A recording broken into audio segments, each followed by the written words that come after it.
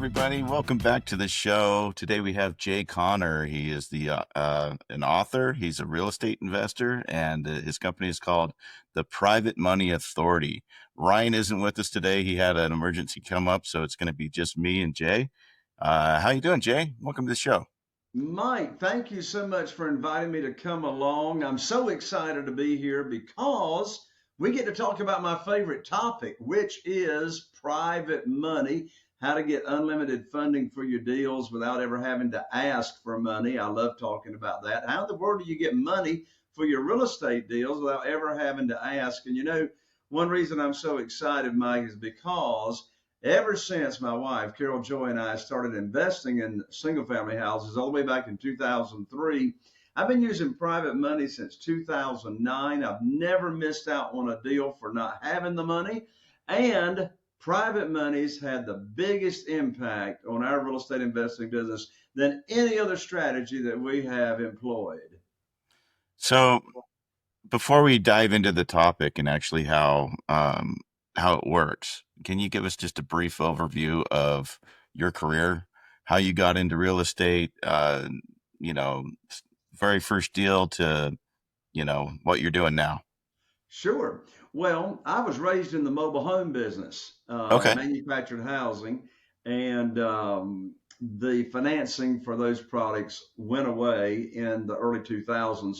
So Carol Joy, my wife and I, we started investing in single family houses here in Eastern North Carolina all the way back in 2003. And we flipped over 500 houses now in our career. We started flipping houses before HGTV even existed, before it was a sexy thing, to do. And so we've done a lot of deals. We're in a small market, Mike. Our target market's only 40,000 people, but we do on average 2 to 3 deals a month with average profits at $86,000 per deal. Now, I don't say that to brag. I don't say that at all coming from a space of ego. The reason I share that is because there's a point to be made. And that is when it comes to real estate investing, particularly in single family houses, there's an argument to be made to focus on smaller markets instead of competing in the big cities and all that. I'd rather be, a big fish in a small pond. So from 2003 until January of 2009, Mike, the only thing I knew to do to get my real estate deals funded is go to the local bank or the mortgage company, get on my hands and knees and say, please fund my deal. And, I had to pull up my skirt for the banker to look at all my personal assets and had to get my credit score pulled and financial statements and all that stuff. That was all traditional institutional money. And Mike, that worked okay the first 6 years from 2003 to January 2009. But then everything changed I in remember that January. time. I was a Every, loan officer at that time. oh, were you? I Wow. Yeah, was. well, I had my active mortgage broker license for decades. And so, yeah, January 2009, I'll tell you, Mike, exactly what happened. I was sitting right here at my desk and I called up my banker. Now, my banker's name was Steve, and Steve had been funding my real estate deals for 6 years from the same bank.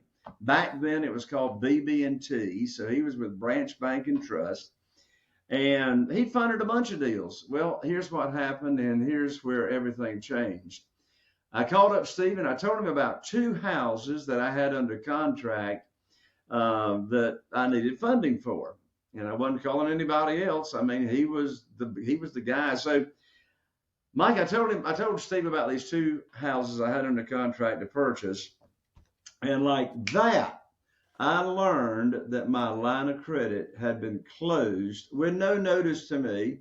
And I said, Steve, what in the world are you talking about? Why in the world are you telling me that my line of credit's closed? I said, for goodness sakes, we've done a ton of deals in 6 years. We got a great business relationship. I got an 800 credit score. I've never been late on my payments. What is the problem? He said, Jay, don't you know there's a global financial crisis going on right now? I said, no, Steve, I don't know nothing about that. I said, but I do one thing now. You just gave me a financial crisis because I don't have a way to fund my deals. And so he says, sorry, Jay, we're just not loaning money out to real estate investors anymore. So, Mike, I hung up the phone. I sat here at my desk for a moment and I asked myself a very, very powerful question. In fact, the answer to this question changed totally the trajectory of our investment company. So I sat here for a moment and I thought to myself, and by the way, this question will help, or the answer to this question will help fix any problem that anybody's got going on. I don't care if it's health, relationships, financial, career, it don't matter. The power's in asking the right questions. And by the way, Mike, these people running around saying, oh, every problem's an opportunity. I want to throw up. I didn't have an opportunity. For goodness sakes, let's face the facts. I had a problem. Now, granted, the problem became an opportunity because without that problem, you and I wouldn't be visiting here on the Eggs Show, for goodness sakes. But here's the question I want to share with you and your audience that I asked myself when I was cut off from the bank. And the question I asked myself, I said, Jay, who do you know? You see, there's the key right there. It's not how, it's who. I said, who do you know that can help fix your problem? And you know, Mike, when I asked myself that question, I immediately thought of a dear friend. His name is Jeff Blankenship. He was living in Greensboro, North Carolina at the time, and he was investing in single family houses. And I called up Jeff. I thought to myself, maybe Jeff can help me out here. I called up Jeff. I said, and I told Jeff what had just happened with the bank shutting me down. And he said, well, Jay, welcome to the club. I said, well, Jeff, what club is that? He said, that's the club of having the bank shut down your line of credit. He said, my bank shut me down last week. I said, well, Jeff, how are you going to fund your real estate deals? And just by asking that question, he said, well, Jay, have you ever heard of private money and how you can get money from individuals just like ordinary people like you and me? I said, no, I've never heard of private money. He said, have you ever heard of self-directed IRA companies and how individuals, ordinary people, can take retirement funds they have that they're not happy with and move them over with no tax penalty to a self-directed IRA company and then loan that money out to us on our deals. And then the interest we pay them, they earn either tax-free or tax-deferred. I said, Jeff, I don't have a clue. What in the world are you talking about? I said, what is private money? He said, he says, there's this gentleman down in Jacksonville, Florida by the name of Ron LeGrand. And Jeff said, Ron LeGrand can teach us what private money is. I said, well, what is it, Jeff? He says, I don't know, but Ron says we can get a lot of it really, really fast. I said, okay. So Jeff and I, we went to our very first real estate investing seminar to learn about private money. And let me tell you something. I learned about private money and I came back home. And you know what I did, Mike? I was able to raise $2,150,000 in new funding that I didn't have. So really, when the banker cut me off, when Steve cut me off, he actually gave me a raise because all I had was $1 million line of credit at the time. And I was able to raise over $2 million. And, you know, I didn't ask anybody for money whatsoever. In fact, I don't ask anybody for money today. I got 47 private lenders that are funding our deals without ever asking for money. I never pitch a deal. And what in the world is the secret? Here's the secret. I put on my teacher hat. Oh, my gosh. My teacher hat. Okay. So what's my teacher hat? My teacher hat says private money teacher, private money teacher. So instead of asking for mortgages or asking people to, you know, loan money or fund deals, what I did is I started teaching them the opportunity. Now, before I could start teaching anybody the opportunity and what it is, I had to figure out, well, what in the world am I going to teach, right? I mean, what is the opportunity? So here's something very, very important to understand. In this world of private money, we are our own underwriter, which means we make the rules. The traditional way of borrowing money for real estate or anything is the conception that he or she who has the money makes the rules. That's traditional thinking. They set the interest rate, they set the length of the note, the frequency of payments, the maximum loan to value, and all that. So instead, in this world, instead of going and getting on your hands and knees and having to fill out applications, in this world, you put together what you want to offer. I say just sort of duplicate what I've been doing. It's been working pretty good since 2009. So I decided what I was going to pay my investors, my private lenders. Well, I decided I was going to pay them 8%. Mike, I've been paying them 8% ever since February of 2009, and I haven't changed. And that's like in 2009, 8% was high. Oh, yeah. Yeah, but you're not dealing with the crap with the bank, so that's probably like okay for you because you're not jumping through the hoops. So it's kind of like yeah. There's no hoops to jump through, Yeah. right? Because we make the rules. So I decided I was going to pay everybody 8%. I was going to not borrow more than 75% of the after repaired value. I didn't say 75% of purchase price. 75% of the after repaired value. That allows me to bring home a big check every time I purchase a house. I mean, who wants to get paid to buy houses without taking anything to the closing table? So I just put together what I was going to teach. So I went about sharing with people in my own warm market, people that I go to church with, people in the Rotary Club, etc. And I taught them the opportunity. And what I'm getting ready to say right now, Mike, is super critical for everybody to understand. Hey, in fact, Mike, I'm going to take a little risk right now. I'm going to ask you a question. I'm not sure of your answer, but I'm going to take a risk. Have you ever heard the guru on stage teaching real estate to say something like, "Oh, just get the deal under contract. The money will show up"? Yeah, I've heard that a few times. For goodness sakes, I want to throw up. Or have you heard them say, "Oh, just get the deal under contract. Money finds good deals," right? I know you've heard that. And let me tell you, look, I want to be like the Kool-Aid cartoon character and run into the brick wall like you see on TV. That drives me crazy. I was like, come on now. Where's the money going to come from? Is it just going to like rain out of clouds or something, Now, look, if you're a wholesaler, you're getting the money lined up first. That's called your buyer's list, right? That's what they teach you when you first start wholesaling. But if you want to stay in deals like I do, we want to get the money lined up first. So back to what I was saying. It's so critical to understand what I'm getting ready to say. You see, right, here's the thing. Never talk about a deal you need funded in the initial conversation with a new potential private lender. You see, my 47 private lenders, Mike, they never heard of private money, private lending. They never heard of self-directed IRAs. I got 47 private lenders right now, and not one of them ever heard about this world until I put on my teacher hat and I exposed them to it. So here's the point I'm wanting to make, and then I'm going to turn it back over to you.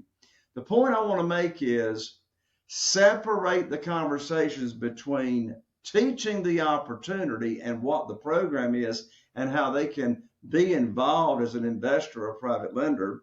And then after they've told you what they got to work with and they told you they like the program, then you talk about a deal. The worst time to be raising private money for real estate is when you need it for a deal. There's always going to be deals.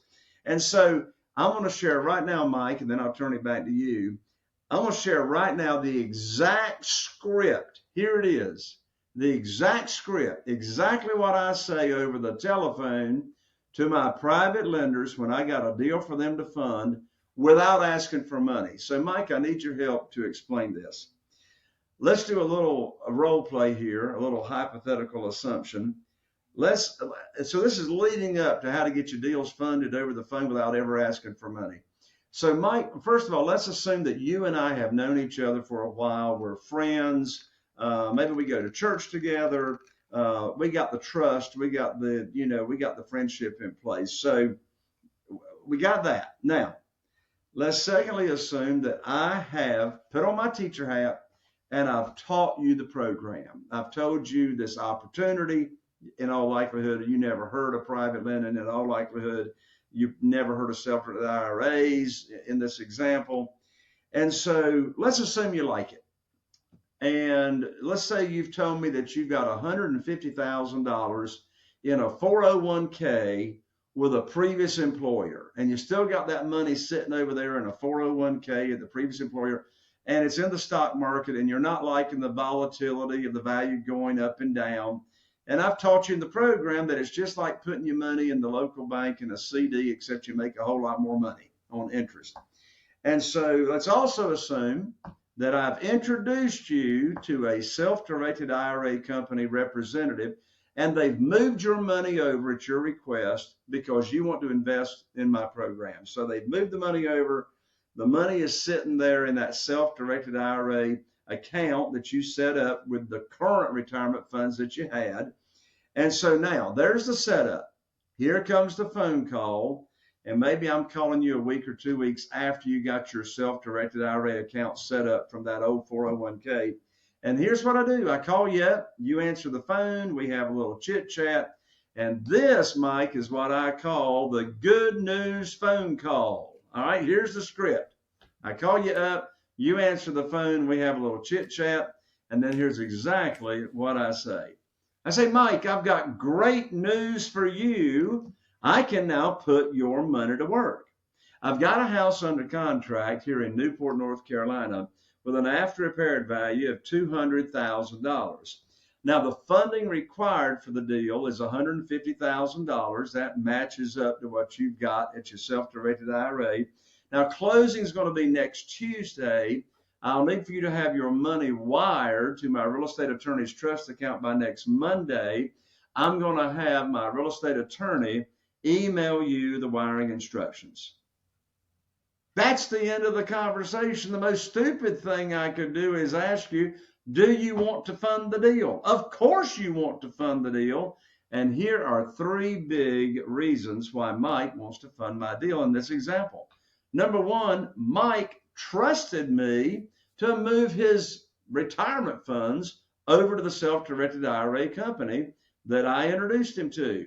Number 2, Mike knows I'm not going to bring a deal for him to fund unless it matches the criteria of the program I already taught him. Listen what I told him in the example. I told him the after repaired value is $200,000 and the funding required is $150,000. See, that's 75% of the after repaired value. So he knows I'm not going to bring a deal for him to fund unless it matches the criteria of what he's already expecting. He already knows what the interest rate's going to be. The third reason Mike is ecstatic to fund my deal is because he's not making any money until I put his money to work for him. I promised him I was going to invest his money for him and put his money to work. So here I am fulfilling my promise. So I'm ethically bound to use Mike's money because I exposed this whole world to him. So understand what I just went over. There's no begging, no chasing, no selling, no persuading, no trying to talk anybody into doing anything. You're leading from a servant's heart. You're serving people and exposing them to this opportunity. What I found out over the years is my private lenders actually need me more than I need them because there's a whole lot more money available than there actually are deals. So when people ask me, Jay, what's the very first thing I need to do to start raising private money? Here's the answer. Own the real estate between your ears first. No chasing, no begging, no selling. You're serving, you're making people aware of what this opportunity is all about, and then you deliver and get them deals to fund. So, couple questions. For me, if I'm the guy with the 150 grand and I'm putting this out there, what is my recourse if your deal falls through? If the house doesn't perform as intended, am I now just the owner of a piece of garbage house that didn't get fixed right, and now I have to deal with it myself? Obviously it's like you've built a rapport with the person, you know the person beforehand. If you're trying to get them to invest their 401k into this property, this isn't something that you're going to go and just put your money into this fund and Joe Schmo is going to come and have access to my money and buy a piece of property that's not really going to perform as expected. Is So there any glad you recourse asked for that? Yeah, I'm so glad you asked that question, Mike, because there's different. So, one question I get all the time is, well, can you use private money for any kind of real estate? And the answer is yes.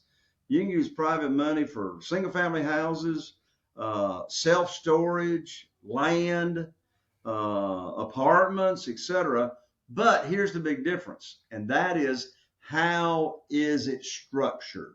So let me explain the structure of this and how the private lenders are protected. So you just mentioned the word fund. So typically on large projects, such as a larger self-storage facility or an apartment complex that someone's going to buy and, increase value for 3 or 5 years and then turn around and flip it. Those opportunities, there's going to be a fund, as you just said. There's going to be a fund. And so that's where you have the SEC come into play, the Security Exchange Commission. That's where the operator of that investment opportunity is going to have a SEC attorney draw up a private placement memorandum. And so then investors will invest into the fund on those type projects. What I'm talking about here is a whole different world. In this world that I'm talking about, the SEC is not involved. The SEC is not regulating what we do, because everything we do in this world with single family houses, which also includes duplexes, triplexes, and quadplexes, those individual properties, everything that we do is called a one-off. That's slang.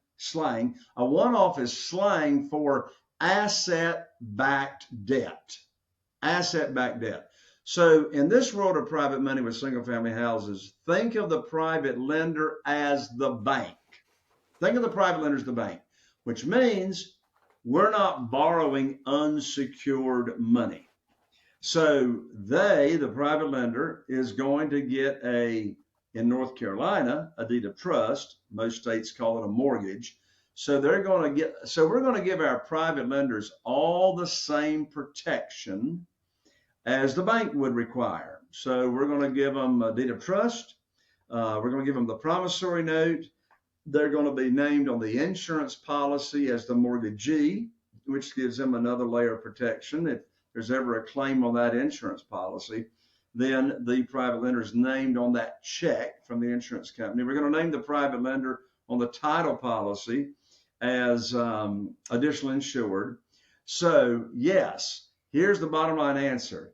If you, as the borrower, do not pay Mike, your lender, in our example, the private lender, then the property does, which means they get the property, and now that's their security, they're back. And of course, none of the private lenders want the property. That's why they are a private lender. They want to be totally passive. All they want to do is sit back and collect checks, and you take care of them. I mean, you perform as you promised them that you would perform. So the reason this program has worked so well for my private lenders, all 47 of them, since 2009, is because every one of our private lenders have been paid 100% of every penny coming to them. You see, they're not taking the risk of sharing in the percentage of the profit. It don't matter what the profit ends up being. And by the way, the profit never ends up being what you intended to. I've flipped over 500 houses. I've never had a repair budget come in on budget exactly. Why is that? Because Murphy lives in every house. And sometimes Murphy's cousins and aunts and uncles show up, and y'all know what I'm talking about. If the unexpected can happen, it's going to happen. So the reason that the private lender always ends up being taken care of is because of the conservative loan to value. We're not going to borrow more than 75% of the after repaired value. Now, as you mentioned, Mike, your private lender is counting on you to perform. They are secured by that property. But as I said, they don't want that property. They want you to perform. So that's a very, very important part of the equation, is performing and making sure that the rehab gets done and all that. Now, by the way, I do want to make this point, and I'll turn it back to you, Mike. Private money is not just for ugly houses. private money is just not for houses that need renovation. Here's the bottom line. Use private money. I mean, here's a writer downer. Use private money when the seller of the property requires all cash. It don't matter what condition the property's in. Now, you're not going to borrow private money unless there's some equity. Let's say you buy a house and there's no renovation needed. Well, you still got to borrow no more so that you protect your private lender and they've got an equity cushion. But I did want to make that important point. I mean, I use private money to buy houses that don't need any renovation when they won't sell to me on terms. They won't sell to me subject to the existing note, or won't sell to me seller financing, which, after reviewing thousands of property lead sheets over the years, I've discovered only 13% of for sale by owners will sell to me creatively, with them being the bank or them selling to me subject to the existing note. The majority of them are going to require the cash, and when you got the private money, then you don't have to worry about ever missing out on any deals. So let's flip the script a little bit. Say, for example, I have no money, but I want a piece of property, and I don't have a grandma or a friend with the 401k that I can sweet talk into being a private lender. Is there an option to reach out to people you don't know? A company that has like a collective fund that you can contact and be like, hey, here's the deal. This is what I'm looking. Or do you have to have that friend that you're rolling their 401k into to make this work? I'm so glad you asked that question, because there's 3 categories of where you find private lenders. And here they are. The 3 categories are, number 1, the example I just gave, your own warm mortgage, your own connections, people that are in your cell phone, you go to church with them. Who do you see on a regular basis? You play golf with them, and etc. Right? So that's category number 1. Category number 2 is what I call your expanded warm market. Because if you want to scale your business, you're going to run out of your own connections sooner or later, right? So how in the world do you grow your network so quickly? And we all know there's a direct correlation between your network and your net worth and the quality of your network. So how do you grow your network so quickly? Well, in my book, my best-selling book, Where to Get the Money Now, I've got a whole section in the book on how to grow your network very, very quickly. Let me go ahead and give you one example that I have gotten millions of dollars in private money by using this one strategy. And here it is. Join your local, or one of your local, BNI chapters, which stands for Business Networking International. Ivan Meisner founded Business Networking International decades ago, and I have been very, very involved, started being very involved in our local BNI chapter years ago when I started raising private money. Even little old Morehead City, North Carolina, population 8,000 people, we started a BNI years and years ago. Well, the way BNI works is they truly only let one person per profession have a seat. There's only one realtor. That's a very coveted seat in a BNI chapter. There's only one attorney, only one CPA, only one general contractor, only one essential oil lady salesperson, if you know what I'm saying. Yeah. So only one profession. Well, I joined BNI as the real estate investor. Odds are in your local BNI, there's not going to be anybody in the local BNI as a real estate investor. So I joined as a real estate investor, and then I volunteered to be the education coordinator. And that's a secret sauce right there. Whenever you're involved in these types of organizations or chambers of commerce or et cetera, volunteer, right? Serve. So every meeting every week on Tuesday mornings, I was able to present a 5-minute educational moment on how to be a better networker. So I had a lot of one-on-one meetings with our local BNI members, and in the one-on-one meetings, going to lunch or whatever, I'd tell them about the private money opportunity. I got millions of dollars by expanding my network, getting involved in the local BNI. The third category of where you find private lenders are existing private lenders. Existing private lenders. These are individuals, ordinary people just like you and me, that are already loaning their money out to real estate investors because they want to be involved in real estate, but they don't want to go negotiate deals, find deals, spend money on marketing, oversee renovation projects and that kind of stuff. They just want to sit back and get high rates of return safely and securely. So the question is, where do you find these existing private lenders? Well, don't do what I did when we started out years ago. I hired my real estate attorney to look for, on public record, deeds of trust here in my local county of individuals loaning money out on real estate. That didn't go too well because there wasn't that many on record.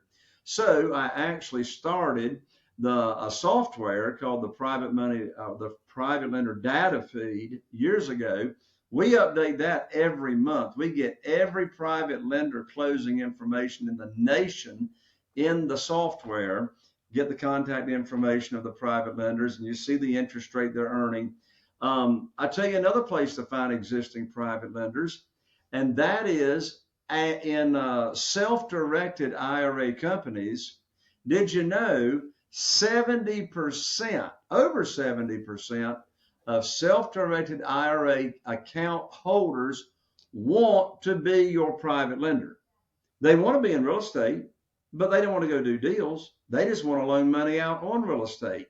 And so self-directed IRA companies have monthly networking events, even on Zoom these days, and you don't have to be an account holder to network on these monthly networking events. But there's one caveat that's very, very important to point out. If you're doing business with an existing private lender, guess what? You don't get to make the rules. You're not teaching somebody that never heard of this opportunity.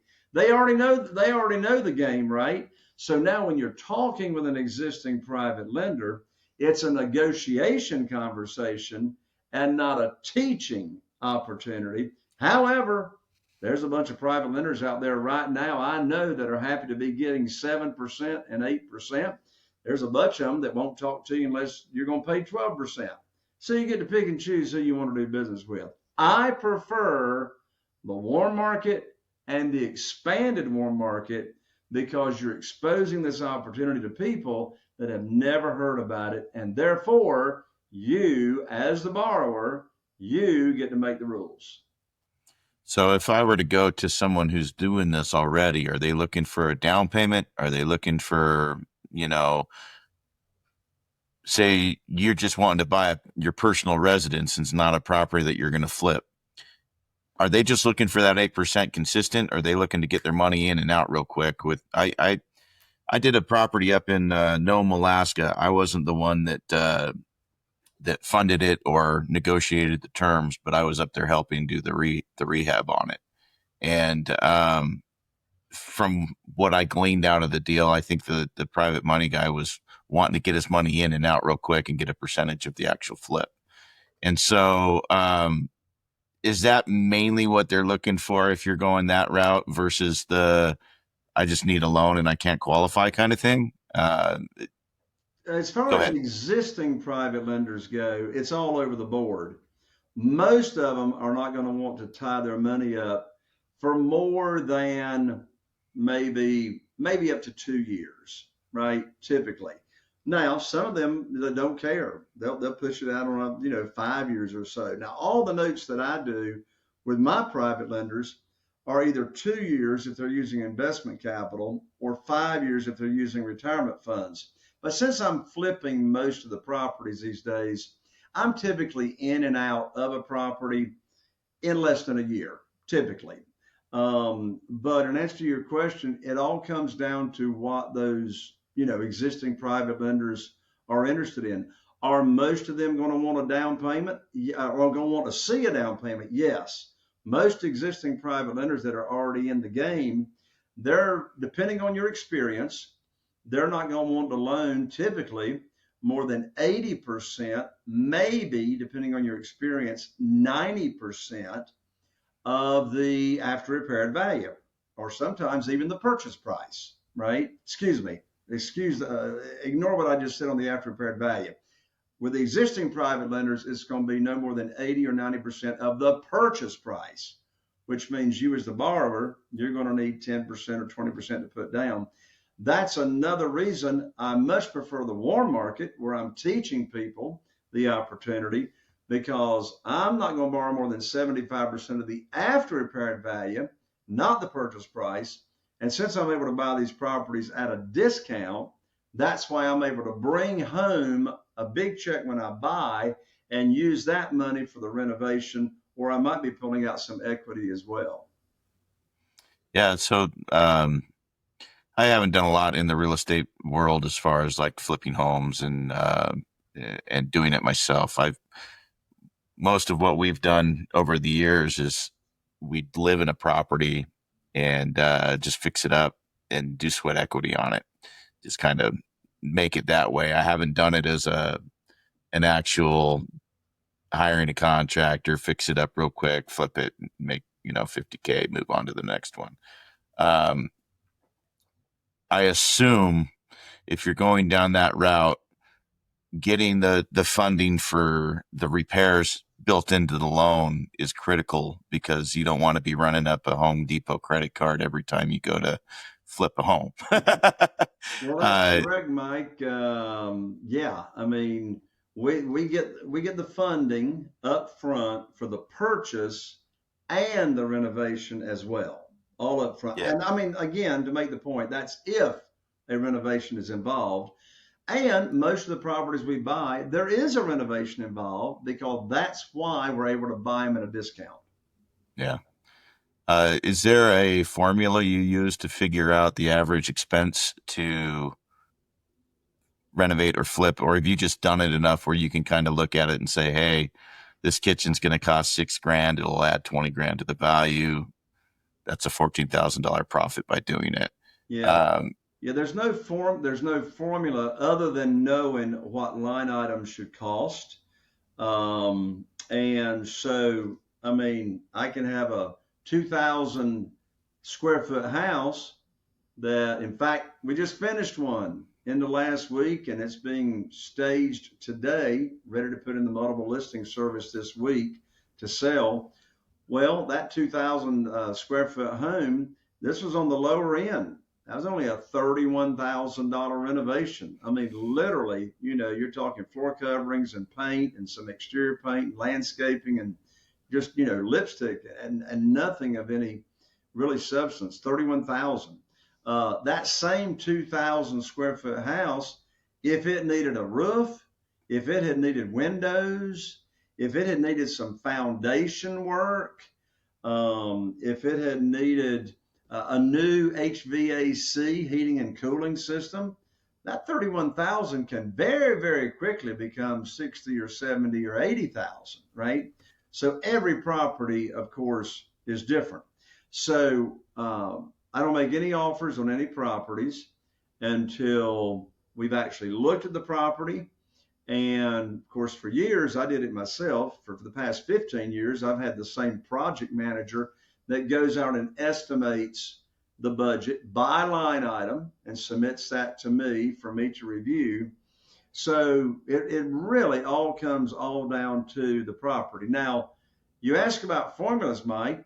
I'm glad to share my formula that I use as to what's the maximum that I will pay for any property. And that brings up a good point, Mike.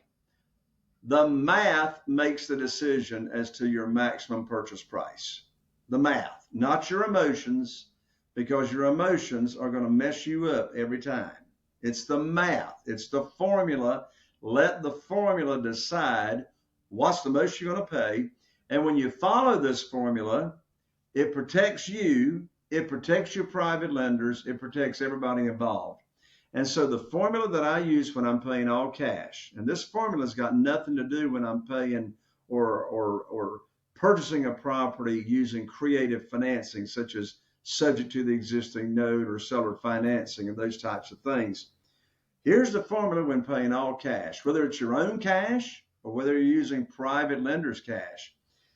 We start with the after repaired value. Now, the definition of the after repaired value is the property is going to be in absolutely like new condition, ready for Southern Living magazine pictures. That's my definition of after repaired value. Top retail for this property, everything looking and smelling brand new. So we take the after repaired value, and then we'll multiply the after repaired value times 70%, and then take that figure, that accounts for your profit, carrying cost, then subtract from that the estimated repairs, and then that equals the maximum allowable offer.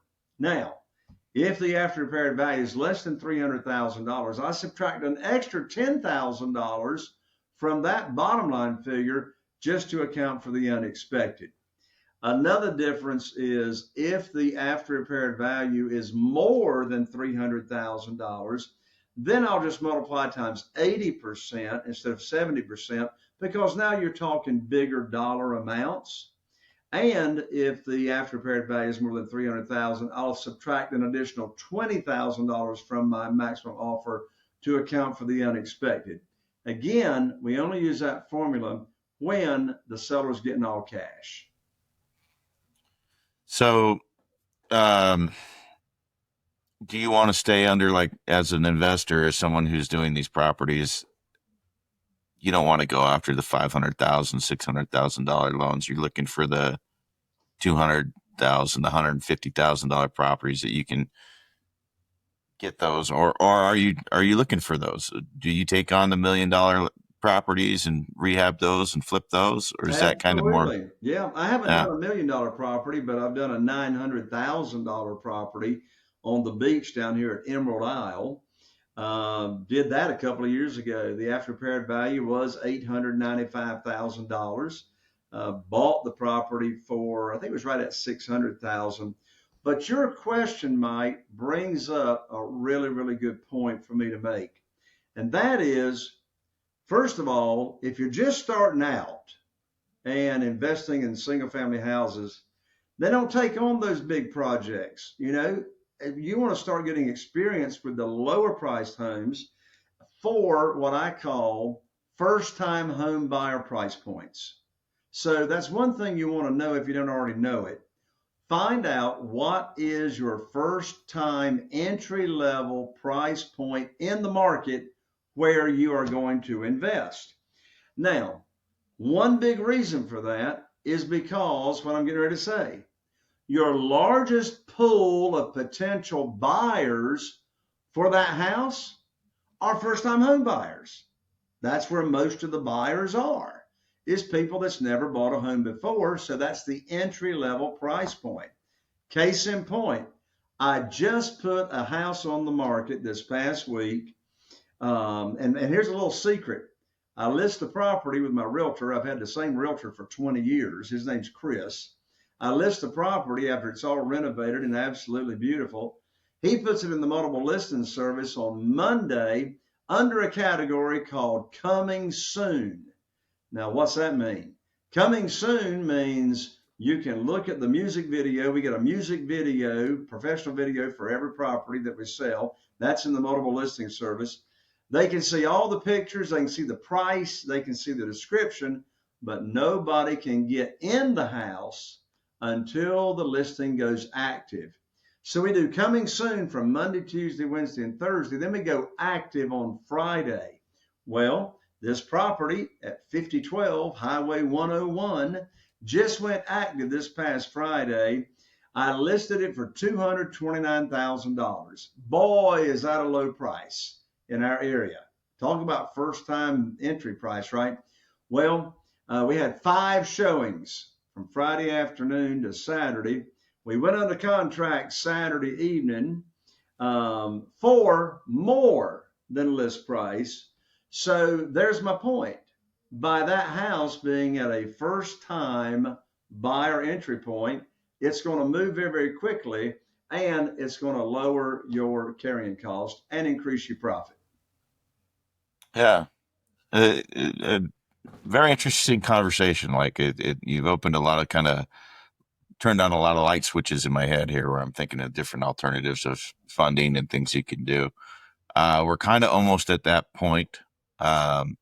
do you want to tell people how they can reach out, get in contact with you if they want to A, work with you, or B, just get your book? Sure. Yeah. A great way to really get a great foundation as to what we're talking about is my best selling book, Where to Get the Money Now. And the subtitle is How and Where to Get Money for Your Real Estate Deals Without Relying on Traditional Lenders or Hard Money Lenders. And I'll autograph the book. I'll 3-day express it to you. The book is free, just covers shipping. You can pick up the book at www.jayconner.com/book. Again, that is www.jayconner.com/book, and I'll rush it right out to you. In addition, I'm also going to include 2 tickets to my live event, which is called the Private Money Conference. I put it on twice a year here in Eastern North Carolina.